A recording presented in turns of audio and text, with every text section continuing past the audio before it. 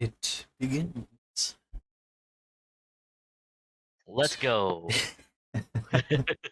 Yes, we are back, people. Layer 1 is back. It's not over. In fact, The return. the return, the hiatus is over. We have surpassed so many mangaka who just can't back from hiatus. Like, we've blown them out of the water. Sorry, Hunter x Hunter fans and Yeah, rip. any of those guys. But yes, we return with a new episode. Something a little new. Like we did our all American Shinto series and a few other things. Today will be the start of a new little arc in our exploration of the weird. Yes. Yes. So So what's the topic for today, my friend? yes.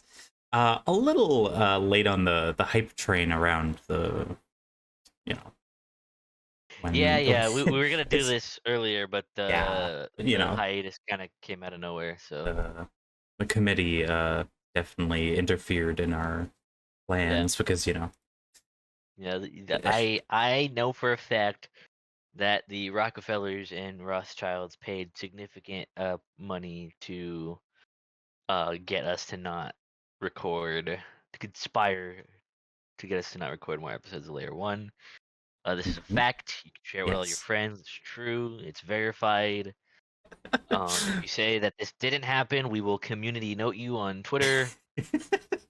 Yes, Um, exactly. For the record, it wasn't us who were paid, sadly. Like, obviously, no, if no, the Rockefellers no, want to no, give no. us $1 billion to stop, like, Yeah, yeah.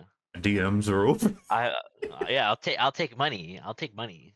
But no, they paid others to interfere in our plans. Yeah, exactly. They couldn't even just go to us directly and be like, "Hey, we'll like pay you $1 billion to shut the fuck up." And it's like we would have taken the money. I hope you know that. Right? Like you didn't have to go through all that. Yeah, Um, exactly. but like Uh, I would have been happy to have taken the money and release an episode and then the final episode and been like everything we've said before, it's not true, it's not real, we're just crazy, we're insane, we do drugs. we're insane. uh, I love the Rockefellers. I love the I Rothschilds. love They I are love the Great so based Reset. and cool.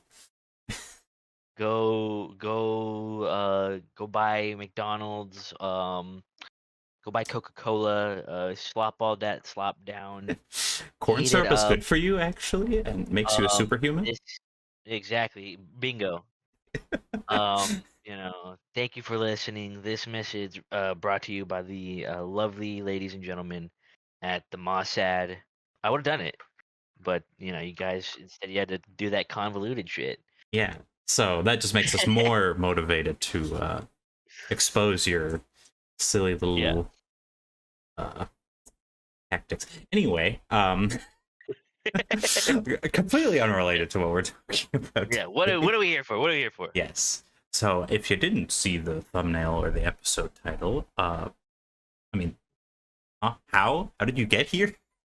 First of all, Hey, you never but know. yeah, some people just they're asleep in the middle Too of the night and autoplay. get woken up by our lovely voices and tell you the truth.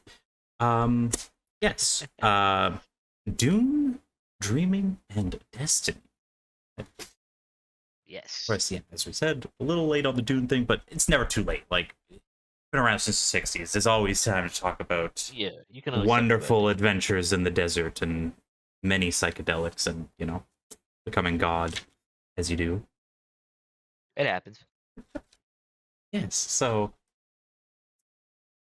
to where to start exactly? I mean, like, if you haven't seen or read Dune, like, obviously, you should. What are you doing with your life? Yeah. Go Go do that. read. Go read the Frank Herbert double trilogy, whatever a Yeah.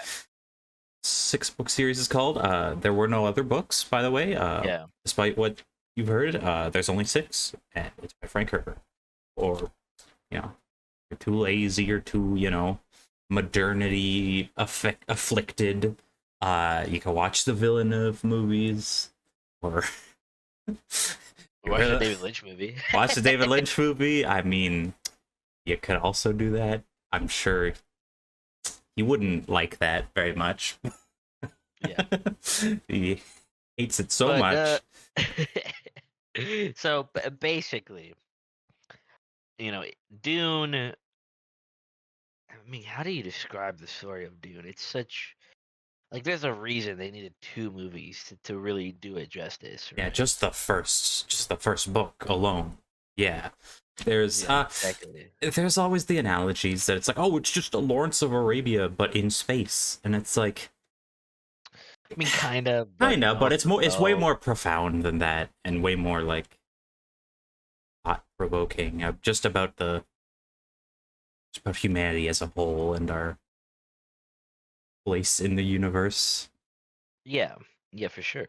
One of very few. Well, I mean, I'm sure there's others, obviously, but the mainstream or well-known like sci-fi products where humanity first type of thing. Like, oh, there technically isn't aliens aside from sandworms, and you could say that the Tleilaxu or the Ixians, it's like they're still humans, or were at least. They just kind of There's what weird. 20,000 years of divergent evolution does to a man. Yeah, exactly. Yeah, I think the whole point of the story is like that is like Frank Herbert said as much. He said that like yeah, there's no aliens because it's like that introduces a whole new factor that like I'm not here to explore. I'm here to explore. This is a human story. First and foremost, this is about humanity. This is about you know power, religion, the cycles of history. The rise and fall of empires. That kind of stuff, but just in space. I Yes. think, and that's also specifically why he included the whole lore around the Butlerian Jihad and stuff, and the lack of digital technology, because he felt that that also added a factor that fundamentally changes um the human condition in a way that or not changes, but like if you focus on the he wanted to write a sci-fi that wasn't really focused on technology, which is Hmm. was kind of novel at the time. I feel like most sci-fi up to that point was all about you know advanced technology and how it could potentially affect human Yeah. civilization, whereas he was like no, no, no. That's just a backdrop for me to tell a human story kind of happened like in real life again and again and again over and over since the dawn of man. Yeah. No, it really is um just like base feudalism, but pretty low tech in comparison to most other things. yeah, so I think that's why it's interesting. But the reason we're here today is to speak about a specific aspect of the story that I think is so fascinating, so interesting, which is the concept of prescience. Being able to to know the future, or at least to kind of get glimpses of potential futures, and how that. I mean, one, how it affects the story, like just on the surface, but like Yeah. how that would affect people, like humans, and like kind of what that would mean, right? Because when you think about it, like we kind of seeing the future, is like it's a common trope, right? It's a super common trope in Yeah. in human stories because like it's been an idea since the dawn of civilization, probably older, frankly. We all Yeah. these stories of oracles and whatnot. So Yeah. And there's so much like, it gets kind of fictionalized or and like it becomes a fantasy thing or a sci-fi thing, when there are handfuls of examples in history where it's like, huh, someone kind of predicted some things that did happen. It's like, oh, it could be they were just insightful, or oh, lucky guess, or coincidence, or little things like that, and or they try to explain it too analytically of like, oh, Oracle of Delphi, she was just high on like noxious fumes or something. I don't know. It's like, it's just the drugs. Don't worry about it. That doesn't mean anything. But in the case of Dune, I mean, it is drugs. Uh, Yeah, it but is. It is. it is, you discover that it is real. At least our starting main character becomes prescient. And even almost before he actually ever even ingests spice proper, like, like the Fremen do, like daily, he was already having dreams of things to come. And, Yeah, yeah. just little telling signs of his his great adventure and rise to power. Yeah, I think it's. I don't remember. I don't really recall or know what Frank Herbert ever had to say about prescience as a concept in his stories. But when it comes to Frank Herbert, I don't think he wasn't. Uh, he obviously didn't believe that prescience was a real thing. Mhm. He was a very scientifically minded man. His portrayal of religion in the Dune saga is kind of cynical, more so um than more genuine. Dune is not a canonical for Leibowitz. Um, Yes, no, it's you very seen as like a tool in a Yeah, sense.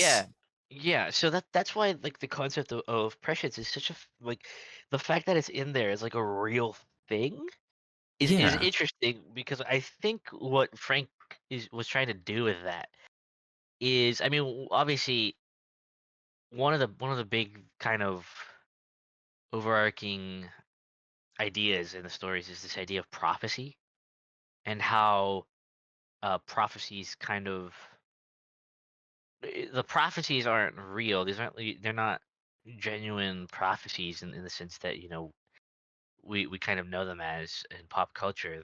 They're like mandates or dictates. They're this idea that prophecies make themselves happen. Yes, yeah. Um, It was and even, pretty much outright said, like with, there's this whole prophecy on Arrakis, of course, yeah, yeah, of like, of a Messiah who will come from the outer world with, he'll arrive with his mother, and you know but that's been planted there by the Bene Gesserit over thousands of years. yeah. Like, that's just been ingrained into their religion and culture, that this is a thing that will happen, and it, by design, it kind of does happen, but not to their plans exactly, with the Paul's mother Jessica's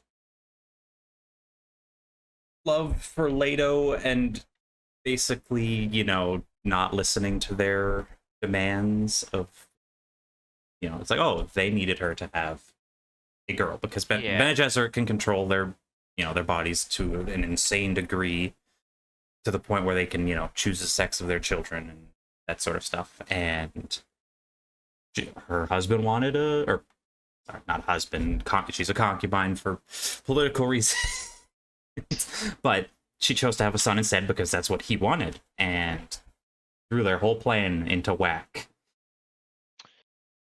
So yeah, I like this. There's this idea that I like of a prophecy that's purposefully planted in a culture. It's propaganda, really. Yeah. That's kind of just there in case a Bene Gesserit needs it in the future.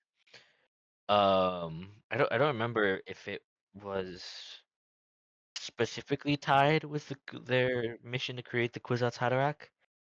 It might have been. Um, but either way, um, it's a prophecy that is just a tool to achieve this secret organization's goals, and really nothing more. Um, and so I feel in a way, prescience is kind of is kind of almost like a metaphor for that idea of how prophecy is used to control people, how prophecy and not just prophecy, but I think one of the things, another thing to do with the kind of world of Dune, um, in terms of the Butlerian Jihad and its effects on the universe, in terms of not having digital technology, is that because there's no digital technology, there's no computers of any kind. So calculation, I think a big part of this kind of more subtle theme when it comes to prescience is the mentats, Mhm. that are basically described as human computers, and they do all these calculations and tabulations for primarily in the story for like the noble houses and stuff. Um, so in a way, there's this interesting idea in the background of Dune tied with the concepts of prescience, mentats, the Butlerian Jihad, etc., which is that the Butlerian Jihad had some points in terms of like the effect digital technology would have on human beings and human society. But I think what Frank Herbert was kind of trying to say with all that is that the problem really with humanity is calculation. And whether we have machines do it or we do it ourselves, whether through the kind of like mentat, like training your brain to be like a human supercomputer basically, or the ability of prescience, the idea to calculate, to imagine potential futures is ironically like one of the biggest causers of human strife that there is, because you know we kind of get these potentialities locked in our head, right? And you Yeah. kind of see that through Paul, right? Like that's, I feel like Paul kind of being trapped on this destiny is almost kind of a metaphor for that too. This idea of like you can't see a potential future, you can't imagine anything different than the road you're on, so you're kind of trapped that way.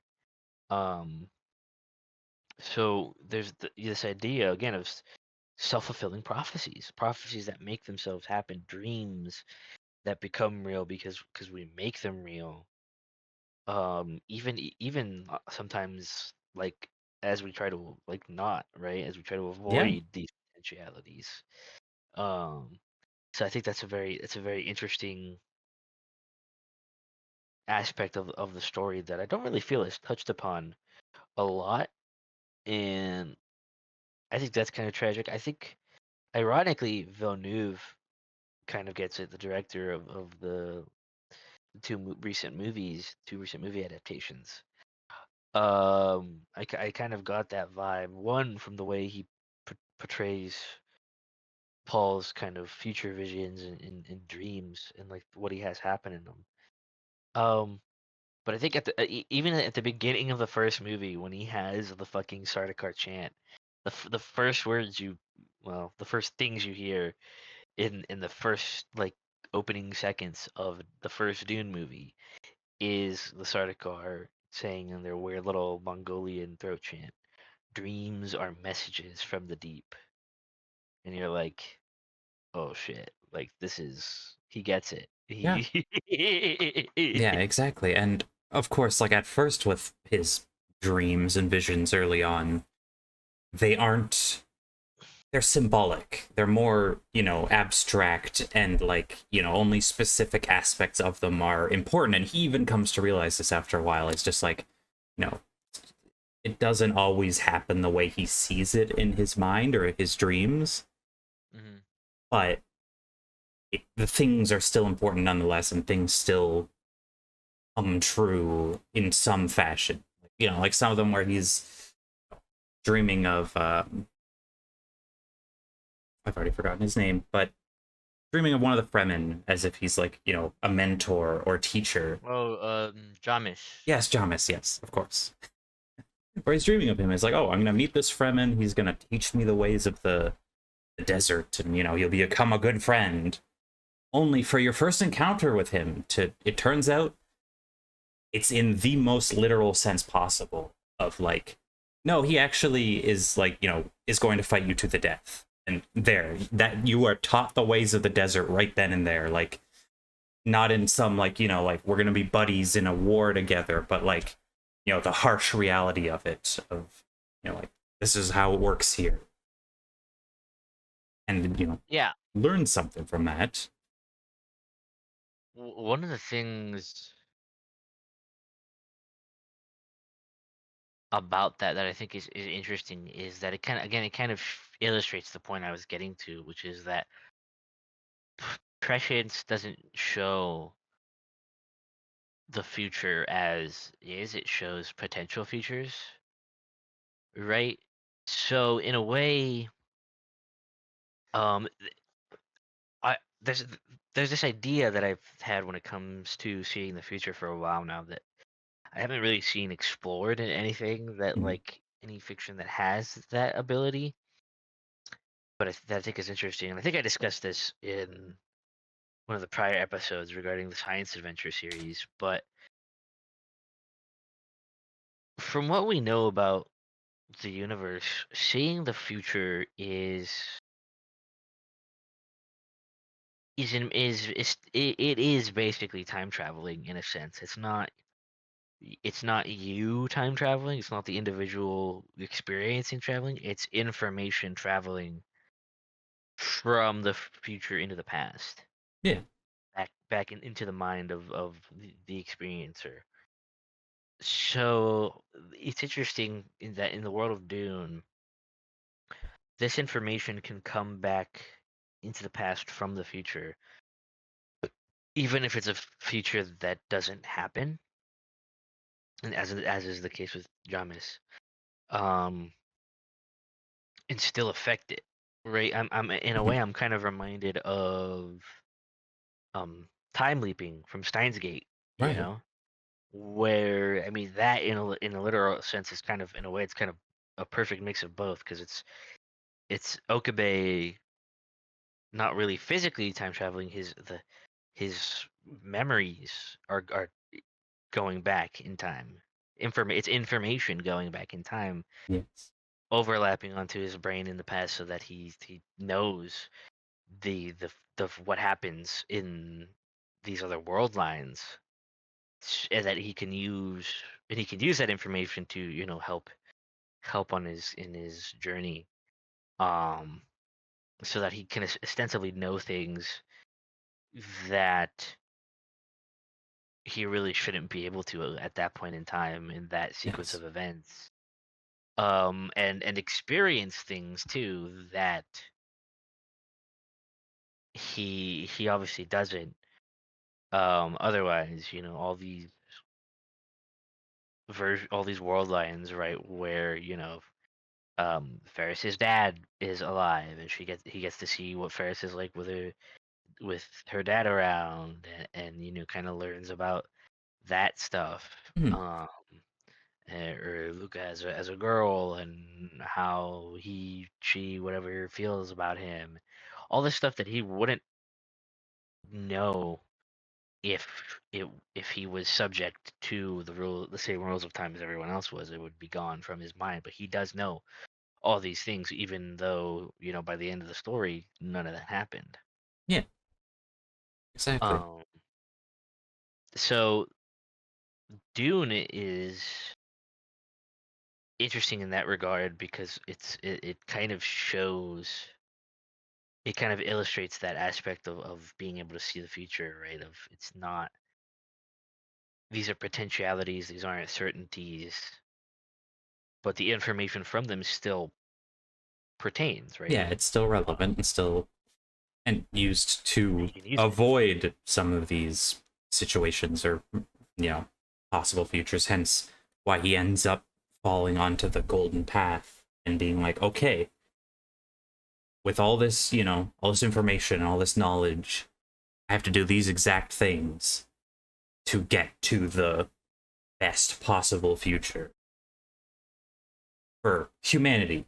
And, but you learn later that he didn't, like, he was still too human himself to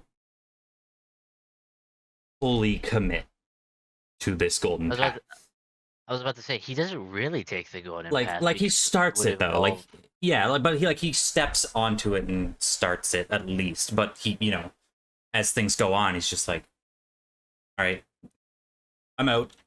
I love my wife too much to continue. Basically, that was the big, like, his love for Chani was like the biggest thing holding him back, like the biggest thing that caused him to stray, essentially. Because I forget how does she die again? Yes. She dies giving birth to the twins. Yeah, Right. she dies in childbirth, giving birth to Plato and Gani. That's right. Right. Okay. So I think that's kind of interesting then, because like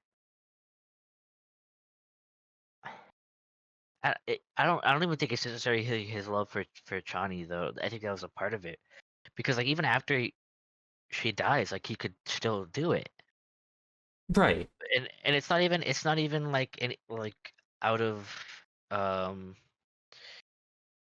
it's not even for Leto the Second or Ganima that he doesn't, because remember he just fucks off into the desert. Yes. He just fucks off to the desert and leaves Alia in charge. Um, I think the real reason is that he just doesn't have the stomach for it, which is another kind of interesting aspect of Dune, right? Is that like I think a lot of people who like the media literate crowd, right, will be like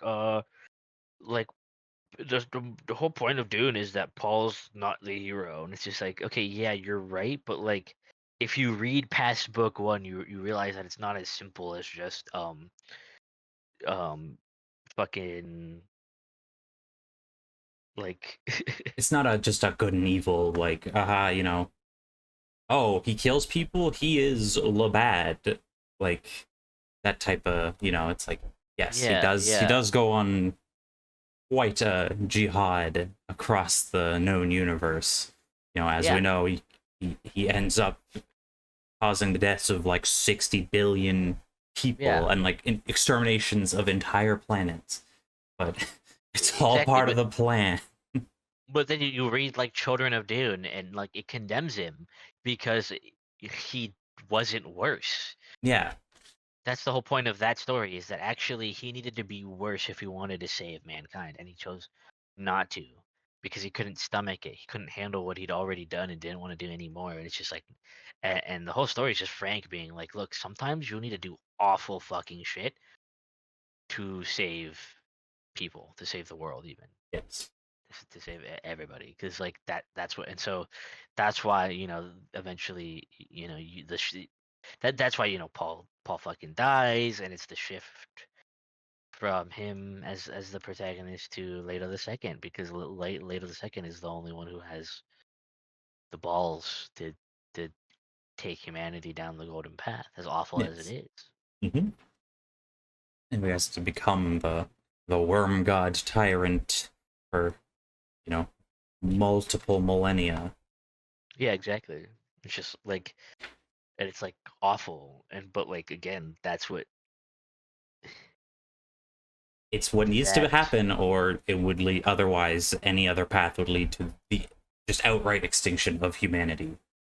exactly, and that's another aspect, is that again, uh, early Dune is an exploration of like, what if you get caught in only being able to see one potential future, and then later again with Leto the Second, it's just like I have seen every potential future, and they all end this way except this one. So it's this interesting notion of an existential threat some point in the future, so devastating, so um inevitable that like it happens no matter what except in one very specific sequence of events. Yes, and even then, the basically from God Emperor, like from that book, how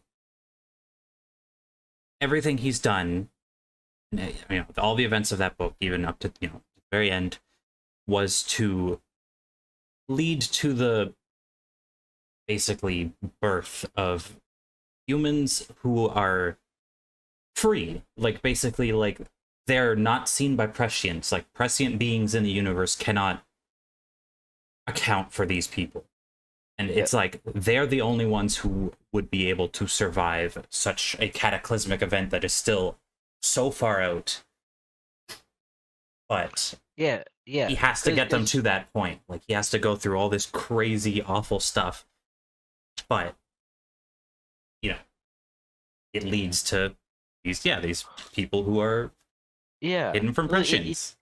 it's interesting, right? Because the only thing we know about this threat is that it was going to use prescience to like basically hunt down all of humanity. Yes. That's all we know. Mhm. And so Leto works to, create people who have the no gene, which makes them, it unpredictable basically. Yes.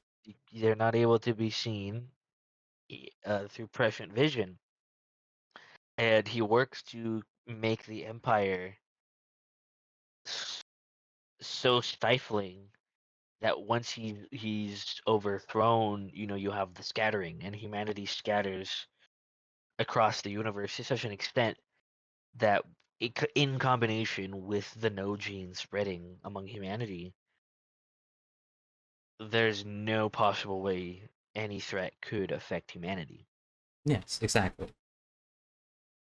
Because even if something happens in one, local area of the universe, like humans will be spread so far and they'll be free from, prescience that they're basically guaranteed to survive anything. So that's an interesting that it's such an interesting idea that Frank came up with there because a lot of things in the Dune series I think could be taken as like metaphorical, and I really don't know like once you get like past God Emperor, like you're kind of just like what did he mean by Yeah. this? Yes, yes. It's like what did he why? What's happening? What it's it's why like you can read up to God Emperor. Like it gets really weird and you know, esoteric if you want to use that word of but after that it like after God Emperor with Chapter House and Heretics. Uh Heretics and Chapter House, yeah. Heretics and Chapter House. It's just so like out there where like I think Yeah. it kind of got the point across with God of Emperor and why I personally kind of struggle a little to get past it. Like I got a chunk of the way into the fifth book, but I was just like so far out now, and like Leto had essentially achieved his goal. Yeah. So it's kind of just Well, just the effects the of humanity reconverging on itself and what yeah, thousands of years of more divergence has caused, basically. and that's the problem, of course, with Heretics and Chapter House is that like that storyline never got an end. Right.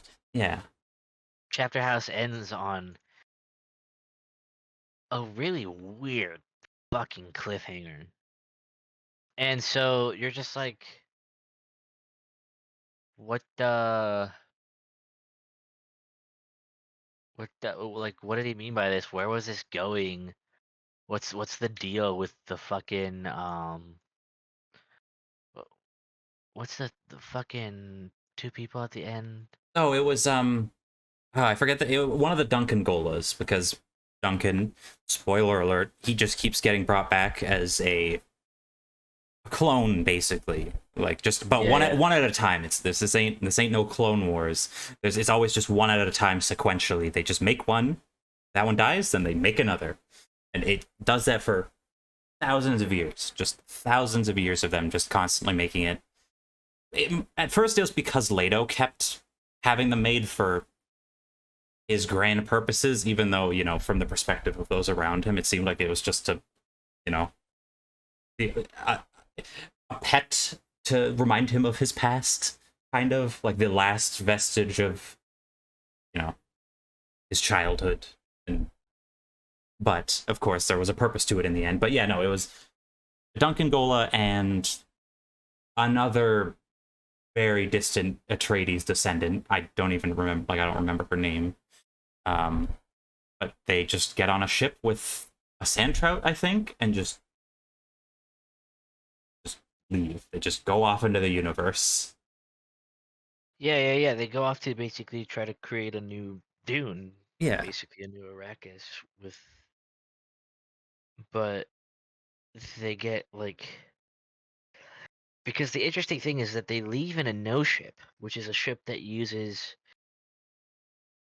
some kind of technology that like makes it so that it can't be seen by prescience.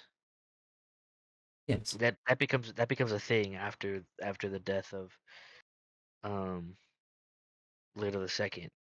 And so I think they're fairly common by the time of Heretics and Chapter House. So, but like at the end of Chapter House, like they're seen. They don't. I don't think they. I don't know if I forget if they're aware of being seen, but a like way more advanced ship sees them, and like inside there's like two old people who like look like from the early 20th century.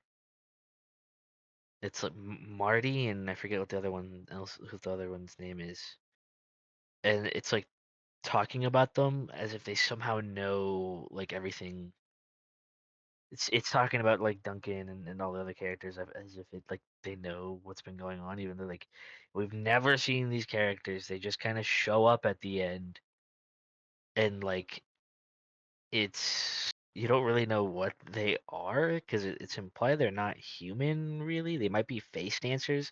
That's kind of the vibe I always got, is that they're Mm. they're, they're face dancers, which is another weird concept from the world of Dune. Face dancers are just like people engineered to be able to like mimic other people. They're Yeah. basically like fucking genetically designed skinwalkers. They're really fucking weird. Yes. Uh, Thousands of years of messing with genetics, and you end up with a few people who are like, technically human, but realistically, they've kind of become a alien race at that point. They're kind of their own thing. They're not really considered human. Like most other, because I think I think it's only what like the Taelaxu who make them, because they're Yes, weird and they do and stuff yeah, that's like kind of on the edge of the like Butlerian Jihad. Um, what are that they and allowed? there's the Ixians also. The So Ix too, yeah, yeah, the yeah, Ixian. They're the two weirdo like societies in the world of Dune. They're just yeah, like, you guys are doing shit that's like kind of skirting what's allowed, but like because it's helpful. Like early on, face dancers are kind of just like used as like assassins and stuff, or yeah. like They're very just covert things, and yeah. And so like there's this idea at the end of Chapter House of like, oh, hey, they might actually like they might have gone in the scattering and now they're coming back and they're like maybe they're super advanced and they have all these weird knowledge and ability. Like I don't know, it's there's so much that we because we don't. Frank Herbert never finished that storyline. We never got the true end to the Dune saga. Um, we just don't know. So like, Heretics and Chapter House are just really weird reads because of Yeah. that. 'Cause you're just like he was obviously going somewhere with it all, Yes. right? But like we Yeah. never got to see where. Yeah. And apparently, obviously, I made a joke earlier about it, but his son did take over and make a bunch of other books, like a ton of other ones. Obviously, to most people, they're not seen as canon because they They just kind of suck. didn't. Yeah, well, yeah. If you're being blunt, they suck, but they just didn't get it. They don't. Yeah. They don't live up to Dune to what Frank Herbert wrote. It kind of, frankly, it kind of dumbed a lot of things Yes, down. yeah, that's the best way to put it. Is like they took it. They took a lot of the metaphor and you know just abstractness and made it too literal. How the Butlerian Well, Jihad was actually a like Skynet uprising type of thing. Like just yeah, outright, like it was like, oh yeah, there were actual robots trying to kill people, and it was just like, yeah. The mm, issues that Brian Herbert made, like Dune, isn't a traditional sci-fi, and Brian Herbert made it like more traditional sci-fi. And yes, so much of the philosophy of Frank Herbert and like geopolitical ideas of Frank Herbert are just gone once mhm, he died. So like the everything else is like if it didn't have the Dune name slapped on it, I'm sure it would be like, okay, sure, whatever. Like just kind of all right, decent sci-fi, but like mhm. you see the Dune, logo, the name, and Yeah. you expect And then you look at it and it's like, this is just fan fiction. I don't know what you I don't know what you're going for here. yeah. But that is one thing because he did technically go and continue it. Like he went all over on the timeline. He went, to the very beginning and in between the books and after the last book and Yeah, he showed a lot of you, he showed the Butlerian Jihad, he showed the rise of like the houses of the Lands Red and the Imperial House and all just all kinds of shit. But again, it's like this is so like basic sci-fi. This isn't what Frank would have. And frankly, I don't think Frank would have ever shown those events. no, I no, think, that was the point of a lot of it, like how the Butlerian Jihad was only vaguely hinted at, but we just know that it was such an event that was like ingrained into society and yeah, humanity as a whole that it lasted over 10,000 years after it happened. Like it was still like we still follow these rules after 10,000 years because of how, you know, well, impactful and even by Chapter House, they're still followed, oh which is yeah, like exactly. Yeah, that's another thirty three. thousand years after the first Dune. No, no, If I chapter remember house is correctly. like 5,000. Is it? Because yeah, no, because it's 3,500 to God Emperor, and then like 1,500 years until heretics, and then heretics and chapter house are back to back. Oh, right. So Okay. it's about a little over 5,000 years or something between the six books. Obviously, the timeline. The first book is 10,000 after the Butlerian Jihad, and that happened in like the year 10,000. So Okay. it's pretty far out. So it is about 30,000 years from now, basically. Right. Okay. I think that's what I was thinking. Yeah. But that was another, yeah, Uh, like with the stuff that was filled in or whatever by his son. He got too literal with it. I heard that the books after that were set after Chapter House were, the vague cataclysmic threat that Leto was trying to avoid ended up being like just the like an AI, machines are yeah, back. the machines are back, like an AI, like God mind type of thing. Okay, no one learned their lesson. It's just we did it again. History repeats itself. I would have, and here's the funny thing too. I think I would have been okay with it being machines if it wasn't like I would have been cool with it if it was machines, but if it was like alien machines, Oh, right, yeah. like like if like if there were actually aliens at some point, but they're gone now because they were driven to extinction by their own creation or something, and that's the threat that humanity encounters is another species like fuck up going down the road that humanity avoided with the jihad, that they Right, just yeah. kept going down that kind of path.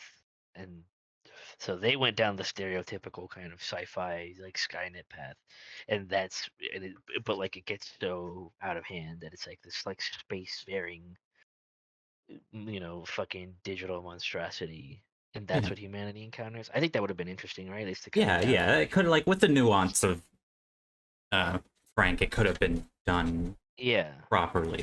but yeah. Otherwise, it's like, it was hinting at this like crazy like unfathomable threat that would come out of nowhere and just annihilate humanity. And as Frank Herbert often did, like it was very vague. It was very Yes. very vague as to what exactly it was. And so I don't think we'll ever know what Frank Herbert actually envisioned that threat to be, because I don't imagine it was machines. I imagine it was No. something fucking weird. Yeah, it would have been incredibly abstract and philosophical more so than, you know, outright war against the machines. It would have had to been a way more, I don't know, like a lot of the books was very, just more about the people, about the strategy and about the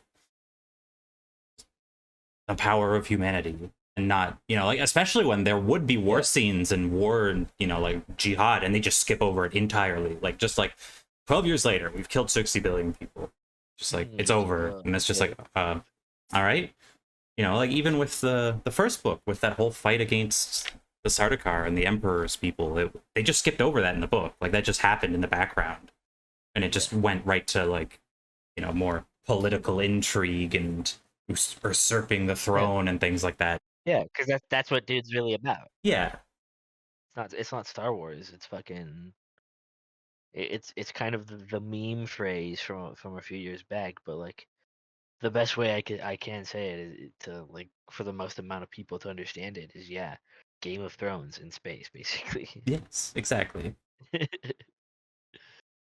um but yeah, so I'm thinking now about, because this threat, this event, it's like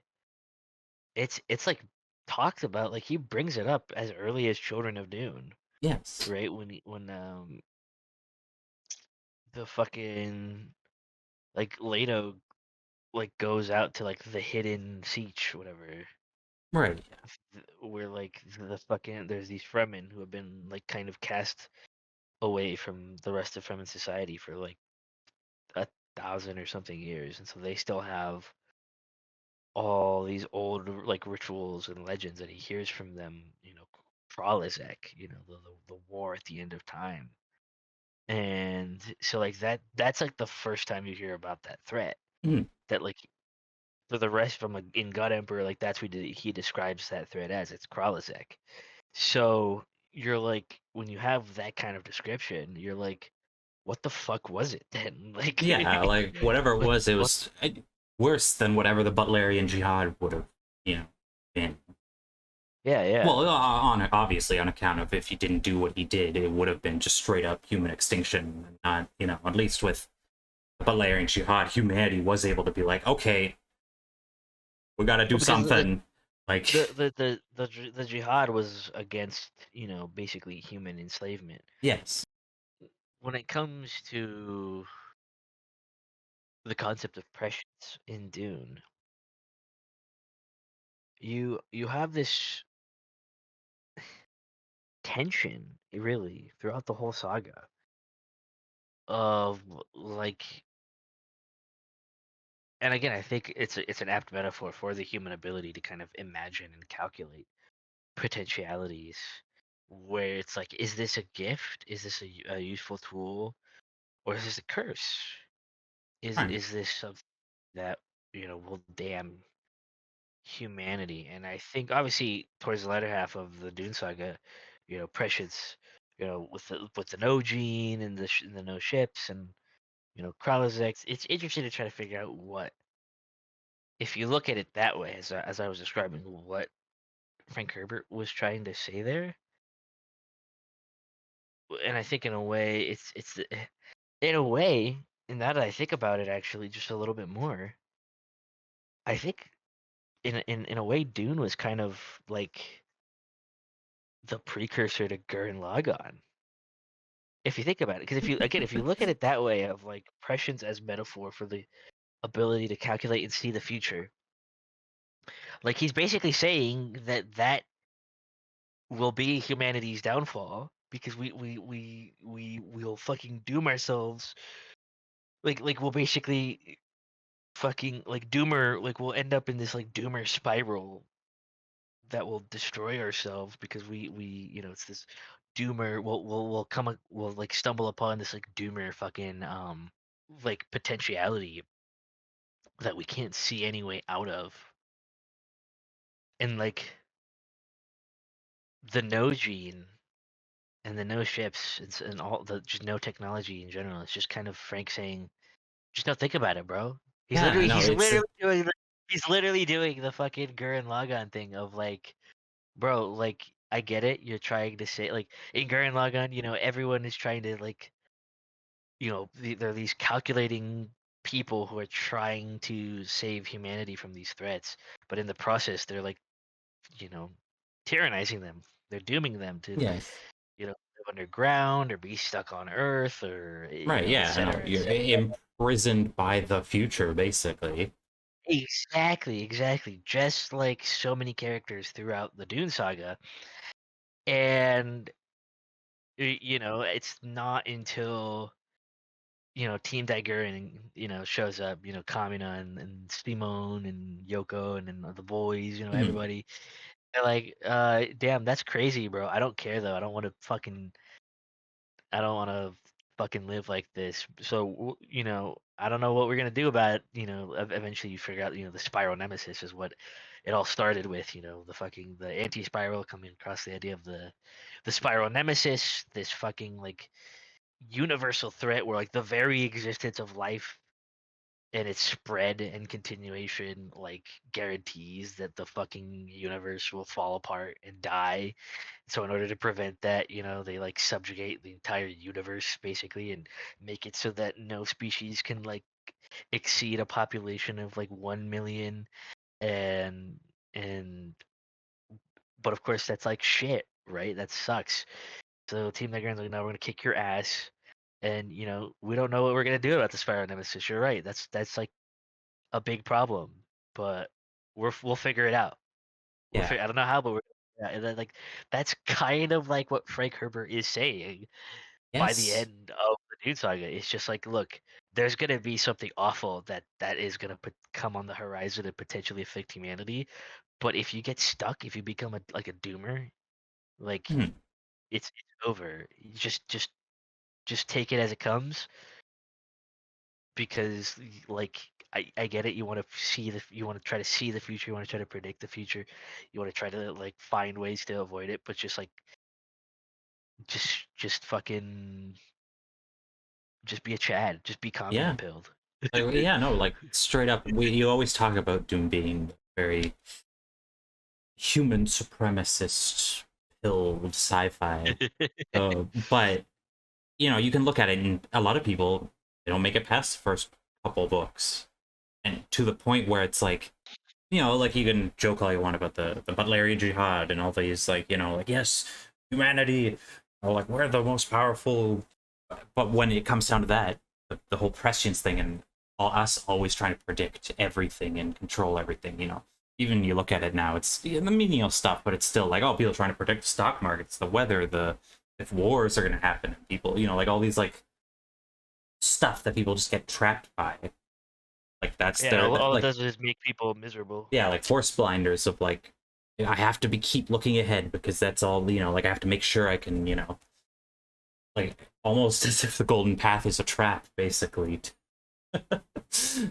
Like, Yeah. just that, yeah, then where to the point you're not truly a free and you know human being. Basically, you're not a free human, you're not a free Exactly. soul, and you're always going to be, it's always going to be something, you're always going to be worried about the future, it's always going to be, you know it's, you can look at it mirrors to reality now with so many people who are like, as I said, don't become a doomer. Like, don't, there's so much anxiety and so much like worry about everything all the time, Yeah. when it's like, yeah, yeah, no wonder everyone's so like depressed and everything's going so horribly, because should just chill out.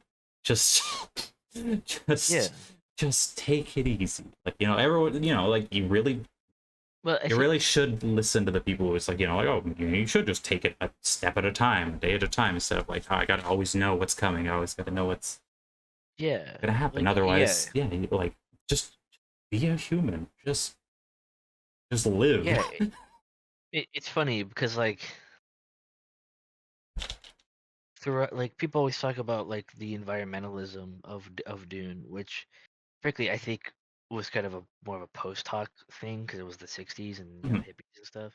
I don't really think it's ultimately about that. There's an aspect of that. Like obviously, Frank Herbert cared about the environment and stuff, and he wanted that to survive, right? Like a large part of Dune is kind of keeping Dune intact.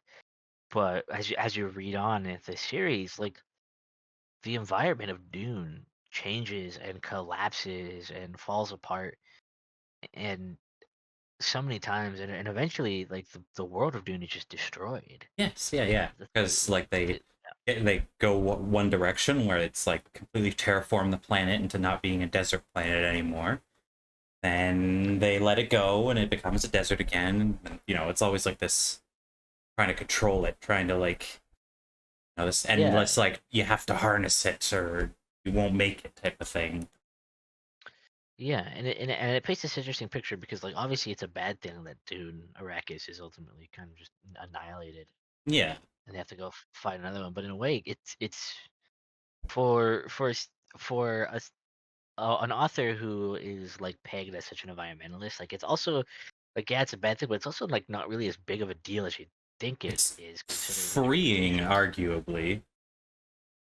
Arguably, even though Like, they're gonna go yeah, and they're gonna do it again, create of course. another, they're gonna do it It's, again. But I think that's kind of the point, though, right? Is it like that shit happens, and like ironically, even if it's literally the end of the world, it's not the end of the world. mhm, right, exactly. Oh, universe Which is keeps kind of turning. interesting. Yeah, exactly, exactly. It's interesting. It's a very interesting way of kind of looking at things. Yes. Actually, I do want to go to another topic, somewhat related. That we brought it up a little earlier, and it just kind of popped into my brain. Back to the whole idea of information transfer through time. Basically, the concept of, you could say, time travel, essentially. How we haven't touched on it yet. The whole genetic memory thing. The whole, Oh yeah, yeah, yeah. yes, because that is a whole other aspect of this, of you know people communing with their ancestors through their genetic memory, basically.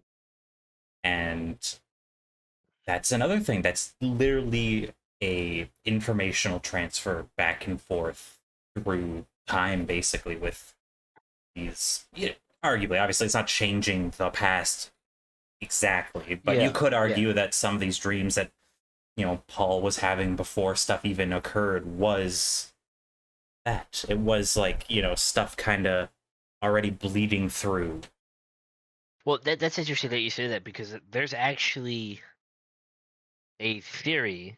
There's a theory actually that a lot of Paul's prescient dreams are actually like through prescience, through kind of like an almost backwards prescience in a way. It are like Leto. the second in the future, basically showing Paul the like these his own genetic memories that Leto has and sees, setting them back to Paul so that so that he goes down the golden path. Yeah, right. Basically pulling an Aaron Yeager in a way. Yeah. Well, no, that's straight up proved by the end of Messiah, though, because um, Paul gets blinded by a stone burner nuke or whatever, and the way he saves his children is literally through like genetic memory and his prescience looking through the eyes of Leto, like the baby in the crib. Okay, so then that makes okay, yeah. I Yeah, think that I've seen that um as like supporting evidence for this yeah, theory, but obviously yeah. there's like no like Leto the second never says like yeah I said Oh yeah, yeah. No, it's not his like my obvious. father's own genetic memory back to him so that he could go on and Yeah. become fucking leader of the Fremen and go on the jihad and Mhm. shit. But that But yes, genetic memory link is enough to show that it goes both ways a little bit. Like, just because, because it was Leto, yeah. because it was his own son, like he was able to like Look, connect with him. And yeah, because I mean, prescience is just weird like that, right? It's just so yeah, fucking weird that it can kind of fuck with shit when it comes to like the genetic memory aspect, which is a whole, again, like you said, a whole other rabbit hole, really, yes, of just like what did Frank Herbert mean by this? yeah, And especially the whole aspect of, because again, it's really important, right, to the story of the Bene Gesserit have like they know how to access the genetic memories. That's like yes, one of their big techniques. But yes, they can only see their female ancestors' memories. Um, and so the Kwisatz Haderach, this like prophesized like chosen one that they're like working to create, basically. Part of why he's supposed to be so important is because a male who learns how to access genetic memory would be able to see both the memories of their female and male ancestors, which is something that female um, genetic memory seers just don't have access to. right, yes. They don't have access to the male memories. Which that is one way, like you could almost explain the prescience partially is, how one way I saw it when I was reading through them and understanding it was that you could say that the way the prescience works and knowing other people's actions and what other people are going to do is by going up the tree, like going up the branch of ancestral memories and then coming down all the way to the present to someone else. Because I know what that Leto thing was. Like, you'd think, oh, you can only go backwards, but it's like, no, he went through his son. So, like, he can go the other direction of, like, what he can receive, basically. Yeah, yeah, I get what you're saying. There's this. Yeah. I mean, it's interesting, right? Because I think that would imply that. I mean, there's an implication that because prescience allows you to see so many different possibilities. It's like you're able to see like all the different potential branching paths that you took Yeah. of through your genetic line, right? So it's like that's kind of interesting to it's an interesting idea, I guess, Mhm. is like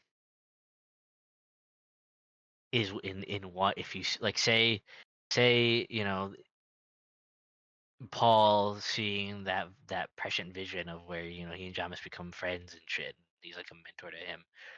Like, is that the genetic memory of like some descendant of his in the future who is not Ganima or Leto because they don't exist in that version of events, and it's like someone else that's so he's getting genetic memories from someone who doesn't even exist Right. in the event. Like it's interesting to think about. Yeah. Yeah. No, it does go. There's a lot of that you could go into with that. That's like just the insane implications.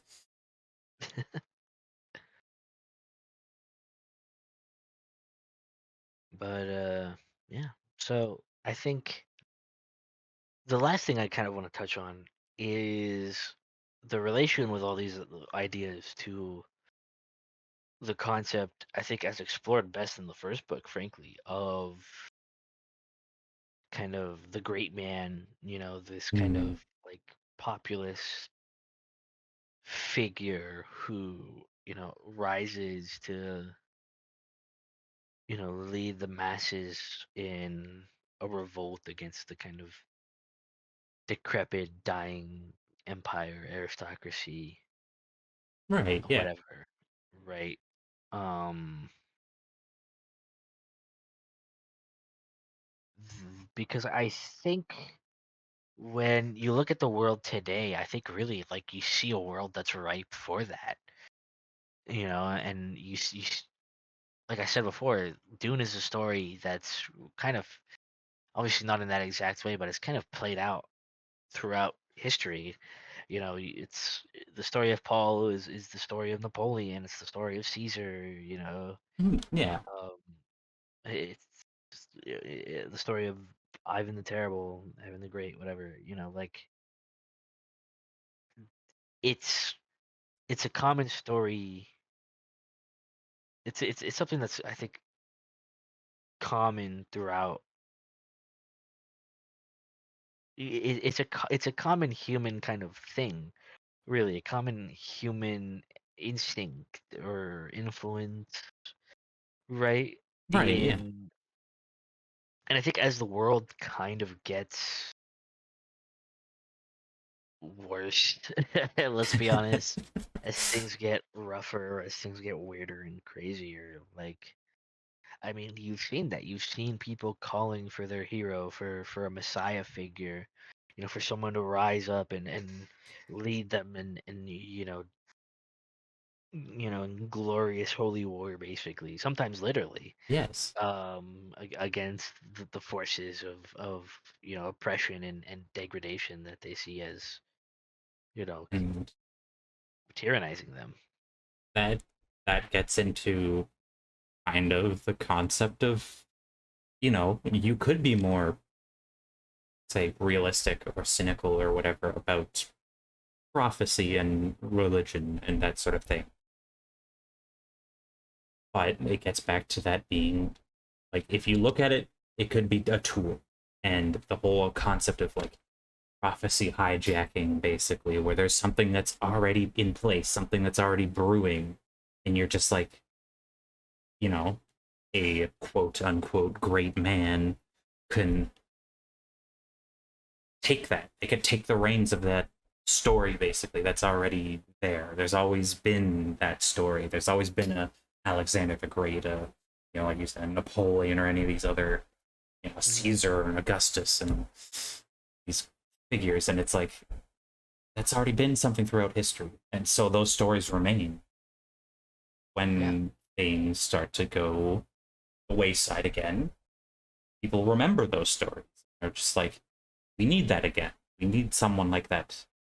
And with the right, maneuvering and the right timing, someone can come in and just take that and just grab it, grab the mandate of yeah, heaven type of thing. yeah. No, yeah. Literally, we're kind of living in a world where prophecy and like dreams, that like affect reality. Um, like that's kind of becoming like more of a thing, a more of a plausible, more of something that I think is affecting the world, right? I mean, Yes. I don't think it is, like a coincidence, and it's not a coincidence, but like it's more than just the meme. I think it says something. It says something powerful that back in like 2015, 2016, you had all these memes about Donald Trump where he was the God Emperor, which Yes. it's specifically talking about the Warhammer 40K God Emperor, but Yes. that concept caused, Warhammer took that concept from Dune, Yes, exactly. from God Emperor of Dune. So like it's kind of an interesting, like, I think increasing amounts of people, want their God Emperor. They want this hero, they want um and I think as we're kind of I think the internet specifically, I think as this realm that as we've talked about before, as Mhm. this realm of kind of desire and hallucination is almost like a world of uh, you know a world of dreams, and we have these windows into it. Yes. um And and more than at any point in history also. Like you just have global access to these thoughts and these yeah, hopes and dreams and desires of people everywhere, like billions of people. Whereas, back with these other times, it was just, you know, a few million in like specific regions who just, either you either get conquered or it's the people close who just get caught up in that like fervor of this, like all the stories of this great man as he's risen in this area. And yeah, exactly. but now it's So like I you could guess, just see it happen. Like you can just everyone can just watch it and be like, oh, is this yeah, him? Is this him? Is this gonna be our is this our guy the guy? finally? Yeah, exactly. So yeah, the world is ripe for that, and we're kind of seeing a lot of evidence for that. I mean, the recent Trump assassination attempt, right? Where again, it's memes, right? But like, I think memes say so much about the like where a culture is at, where you see these memes of like, oh, like he narrowly avoided it. How did that happen? It's like, and you see memes of like Shinzo Abe, told me, or I Oh came to me in a yes. something, which are it's very Dune-esque, almost like uh, uh, like it kind of reads like something out of Dune, almost just like a shitposty meme version of it, right? Of Yeah. like, oh, the genetic memory or prescient vision, something like that. And so, like, again, I think, and we've talked about this before too, in different contexts, but stuff like QAnon, which were very like, in a way, was kind of like a living prophecy, Mhm. one that didn't come to be. But I think the fact that so many people fell for it is an indication, again, that people want, this prophecy. They want, their dreams are telling them something, and it's leading us down this really weird road. And so I guess all I have to say at this point is just, where will your dreams lead you? Where collective dreams leading us? What is your destiny? What is the destiny of mankind in these Mhm. trying times? This Uh, other great canons have said, don't let your dreams be memes. but as another great person once said, um, and then just add, just add to the fucking Sardaukar chart chanting in here. Oh yes. We're making it in real time. That's how it came to be, actually. Did you know? Exactly. Yes. Yeah, that was. This has been layer one. Yes, it has. If you're that great man and you're somehow listening to this, do it, do it. Take the mandate of heaven. Save us from this, That's please. crazy. You're telling me that God Emperor himself listens to layer Oh, one? of course. Otherwise, he wouldn't be qualified. Like he wouldn't be in the know. we are the prescient oracles telling the future. That's what it is. Exactly. There we go. We've inserted ourselves into history like that. By making a shitty podcast. Cool. Awesome. Ah, So epic. but well, goodbye. I guess Yeah. that's all we're Yeah. gonna say. Until next time. Till next time, we will return. Yes. In your dreams.